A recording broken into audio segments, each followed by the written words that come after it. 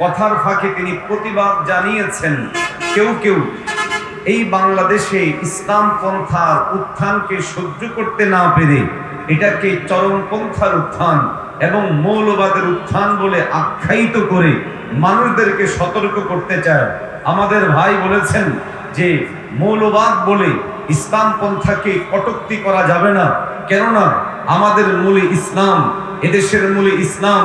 এদেশ 1947 সালে যে মানচিত্র আমরা পেয়েছি, এই মানচিত্র পাওয়ার মূল ভিত্তি ছিল ইসলাম।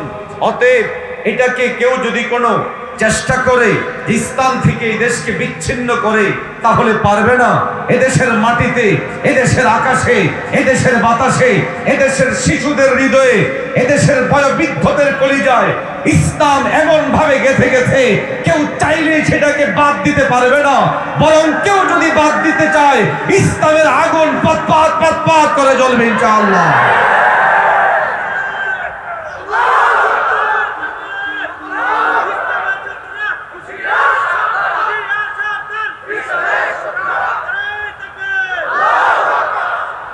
আমাদের ভাই সে কথা বলার পর প্রতিবাদ জানিয়ে কিছু লোক মসজিদের মধ্যে হৈ হুল্লোড় শুরু করে দিল। আমরা এই আচরণ বিগত 17 বছর দেখেছি। আগামীর বাংলাদেশে আমরা আর এই আচরণ দেখতে চাই না। আমাদের কথা অত্যন্ত ক্লিয়ার। আমরা যেই নবী সাল্লাল্লাহু আলাইহি ওয়াসাল্লাম থেকে নামাজের পদ্ধতি শিখেছি, নামাজের পদ্ধতি পেয়েছি, ওই নবী থেকে আমরা রাষ্ট্র পরিচালনার নিয়ম এবং পদ্ধতিও পাই। অতএব নামাজের ক্ষেত্রে যেমন নবীর সুন্নাহ অনুসরণ জরুরি, রাষ্ট্র পরিচালনার ক্ষেত্রেও সুন্নতের অনুসরণ জরুরি।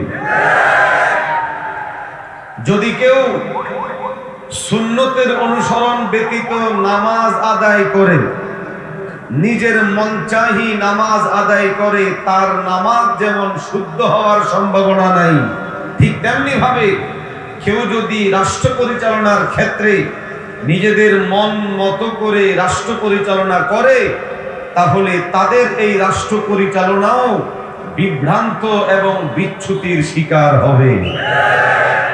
এই জন্য আমাদের আলোচনা স্পষ্ট করে আমরা বলে দিতে চাই, সমস্ত দল মত নির্বিশেষে সব মুমিন ও মুসলমানদের জন্য যা আমাদের নামাজের ক্ষেত্রে যেমন নবী আদর্শ, রোজার ক্ষেত্রে যেমন নবী আদর্শ, হজের ক্ষেত্রে যেমন আমাদের নবী মুহাম্মদুর রাসূলুল্লাহ সাল্লাল্লাহু আলাইহি ওয়াসাল্লাম আদর্শ, রাষ্ট্র পরিচালনার ক্ষেত্রেও আমাদের জন্য আদর্শ হচ্ছেন মুহাম্মাদুর রাসূলুল্লাহ। আর একটু আওয়াজ দিয়ে বলেন না, মুহাম্মাদুর রাসূলুল্লাহ সাল্লাল্লাহু আলাইহি ওয়াসাল্লাম। এই বিষয়টা আমাদেরও অনেকের মাথায় স্পষ্ট না যে রাষ্ট্র পরিচালনা তথা রাজনীতিতে রাসূলুল্লাহ সাল্লাল্লাহু আলাইহি ওয়াসাল্লামের সুন্নাত কোন জায়গা থেকে আসবে। রাষ্ট্র পরিচালনা তথা রাজনীতির সাথে ধর্মের আবার কি সম্পর্ক? আপনাদের মধ্যে অনেক ভাই থাকতে পারেন যার কাছে এই বিষয়টা পরিষ্কার না। কেউ কেউ তো বলে মসজিদ হলো পবিত্র জায়গা, মসজিদ হলো সর্বোত্তম জায়গা, মসজিদের মধ্যে রাষ্ট্র পরিচালনা রাজনীতি এগুলো ঢোকানো যাবে না। আমি আপনাদেরকে প্রশ্ন করি, রাষ্ট্র পরিচালনা এটা কি খারাপ কাজ? রাষ্ট্র পরিচালনা এটা কি মন্দ কাজ? তো যারা বলে রাষ্ট্র পরিচালনার বিষয়গুলো মসজিদে ঢুকানো যাবে না, আমাদের সেই ভাইদের বোঝা উচিত আমাদের মধ্যে সর্বোত্তম ও সর্বশ্রেষ্ঠ মহামানব নবীজি মুহাম্মদুর রাসূলুল্লাহ সাল্লাল্লাহু আলাইহি ওয়াসাল্লাম রাষ্ট্র পরিচালনা করেছেন মদিনাতুর রাসূলে, মসজিদে নববীর মধ্যে বসে আল্লাহর রাসূল রাষ্ট্র পরিচালনা করেছেন।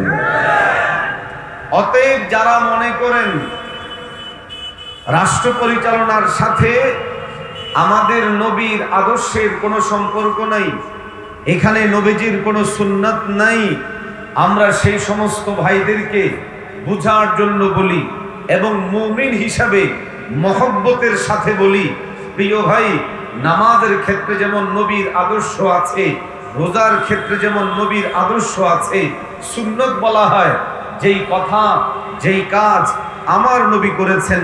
আমার নবী ডান হাতে খাবার খেতেন, এই জন্য আমরা ডান হাতে খাবার খাওয়া সুন্নত। আমার নবী টয়লেটে প্রবেশ করার সময়ে বাঁ পা দিয়ে প্রবেশ করেছেন, এই জন্য বাঁ পা দিয়ে টয়লেটে প্রবেশ করা সুন্নত। আমার নবী ডান পা দিয়ে বের হয়েছেন, এই জন্য সেখান থেকে এইভাবে বের হওয়া সুন্নত। আমার নবী সাল্লাল্লাহু আলাইহি ওয়াসাল্লাম রাস্তায় যখন হাঁটতেন ডান দিকে হাঁটতেন, এই জন্য এটা আমার নবীর সুন্নাহ। যেই নবী থেকে এই কাজগুলো পাওয়া গেল, নবীর সুন্নত সাব্যস্ত হলো, ওই নবী থেকে স্পষ্টভাবে প্রমাণ পাওয়া যায়। দু একদিন নয়, দীর্ঘ 10 বছর আমাদের নবী রাষ্ট্র পরিচালনা করেছে। তাহলে যেই কাজ নবীজি 10 বছর করলেন এটা সুন্নত নয়? আরো আসতে বলেন, আওয়াজ দিয়ে বলেন না, আর একটু আওয়াজ দিয়ে বলেন না। যেই কাজ নবী করেন ওই কাজকে সুন্নত বলে, যেই কাজ নবী, যেই কথা নবী বলেন ওইটাকে সুন্নত বলে। তাহলে নবী 10 বছর রাষ্ট্র চালালেন, কোথায় বসে চালালেন? মসজিদে বসে চালালেন। বিচার কোথায় করলেন? মসজিদে বসে করলেন। মসজিদের মিম্বরে বসে সিদ্ধান্ত নিলেন যুদ্ধ করব। মসজিদের মিম্বরে বসে নবী সাল্লাল্লাহু আলাইহি ওয়াসাল্লাম সিদ্ধান্ত নিলেন তোমাদের দুইজনের বিচার আছে। সাহাবায়ে কেরামদেরকে নামাজের পর বললেন বসো, একজনের বিচার আসছে, বাদী বিবাদী। মসজিদের মধ্যে বসে আমার নবী তাদের বিচার করেছেন। এখান থেকে স্পষ্ট হয় আমার নবী রাষ্ট্র পরিচালনা করেছেন মসজিদ থেকে। অতএব আজকের দিনেও মসজিদ থেকে যদি রাষ্ট্র পরিচালনা করা যেত, রাষ্ট্র হতো শান্তিময়, রাষ্ট্র হতো সুখময়, রাষ্ট্র হতো দুর্নীতিবাজ মুক্ত, চাঁদাবাজ মুক্ত, ডাকাত মুক্ত, খুনে মুক্ত। মসজিদ থেকে বের করে দেওয়ার কারণে আজ চাঁদাবাজের স্বর্গরাজ্যে পরিণত হয়েছে বাংলাদেশ। অতএব আবার যদি শান্তি আসতে হয় মসজিদে আবার আমাদের ফিরে আসতে হবে। যদি বলা ঠিক না,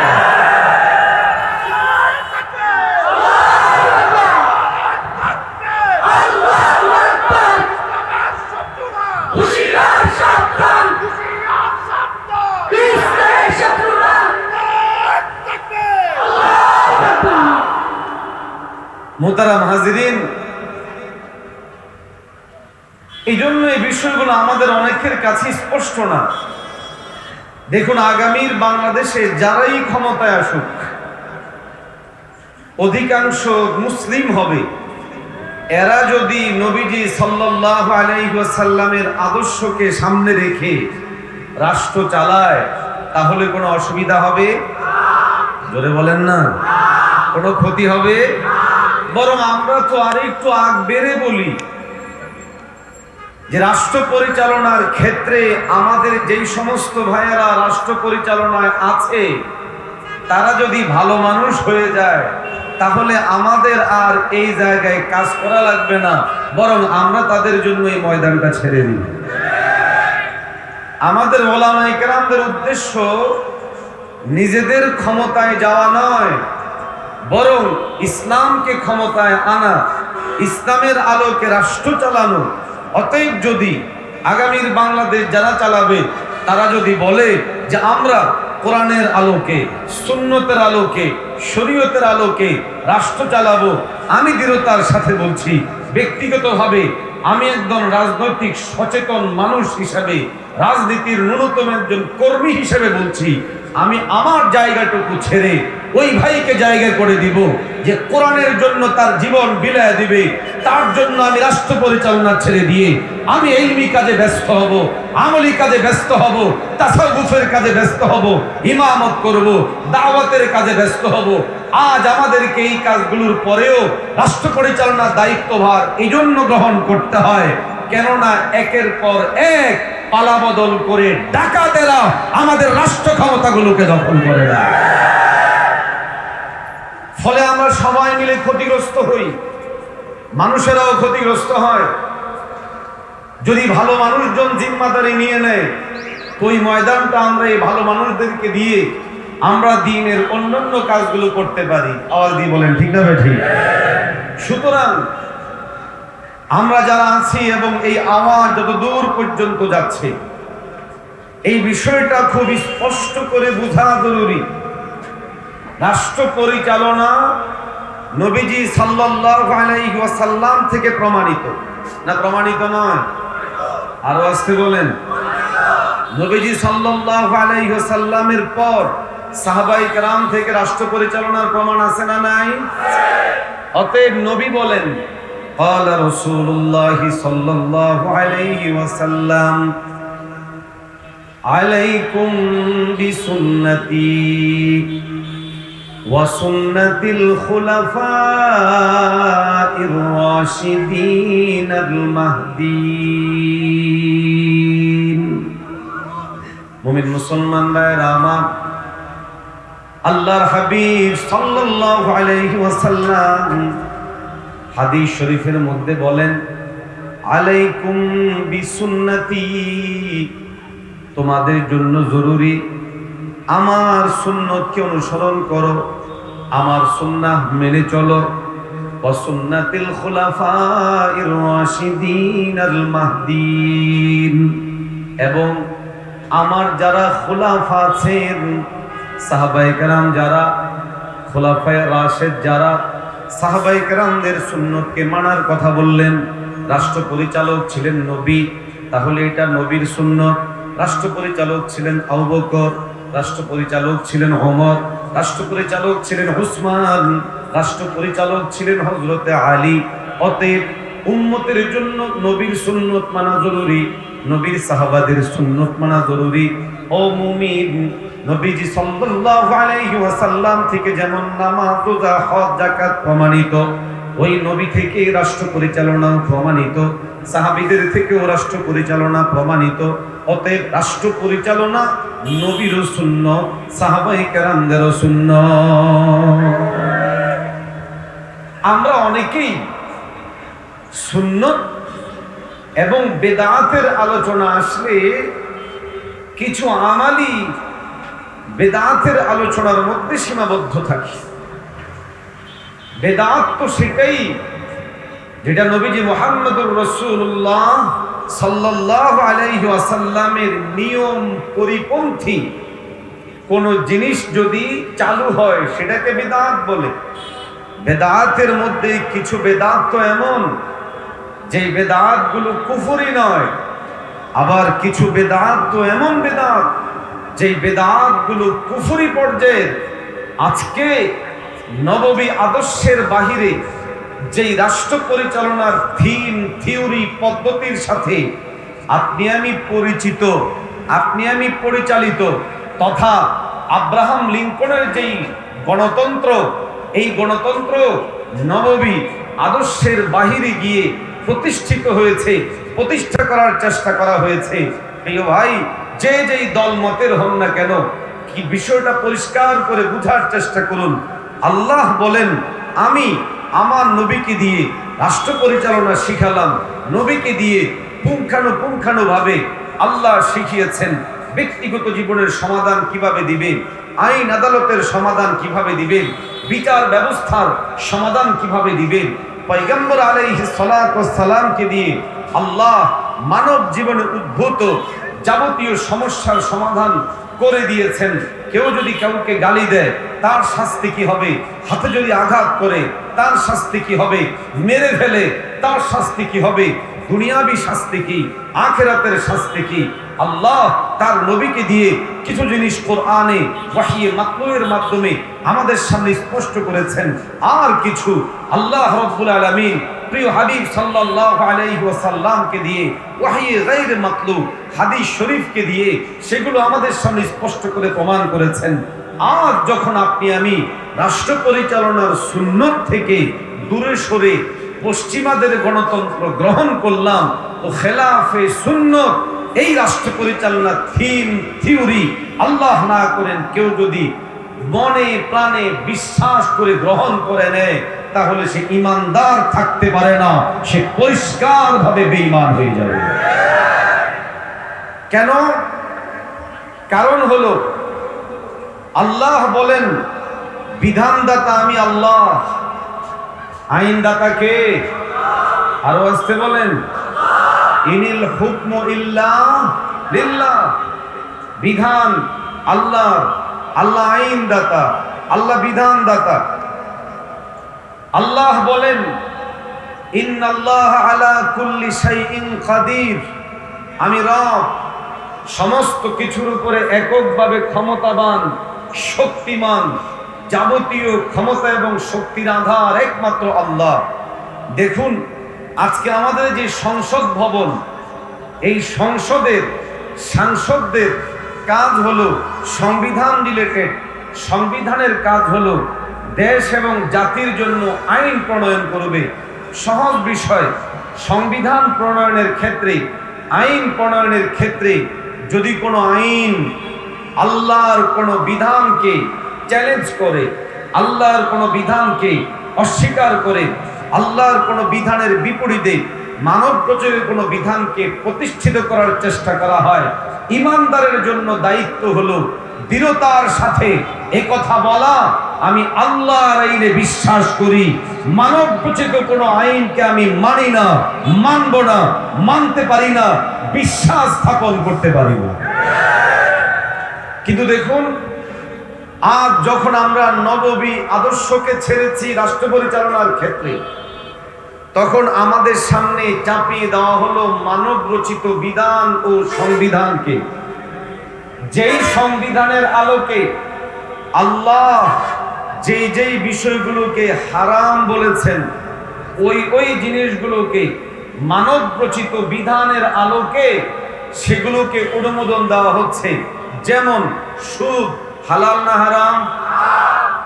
আমার কথা না কোরআনের কথা? আল্লাহু তাবারাকা ওয়া তাআলা আহাল্লাল্লাহুল বাইআ ওয়া হারামার রিবা। কালামুল্লাহের মধ্যে আল্লাহ বলেন আমি রব তোমাদের জন্য হালাল করেছি ব্যবসাকে, হারাম করেছি সুদকে। বলুন আমাদের দেশে সুদ বৈধ না অবৈধ? আমাদের দেশে সুদ বৈধ না অবৈধ? বৈধ। কেউ যদি সুদ খেতে চায়,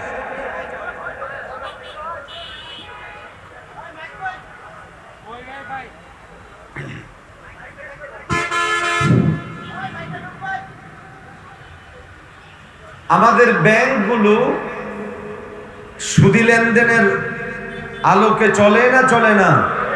জোরে বলেন।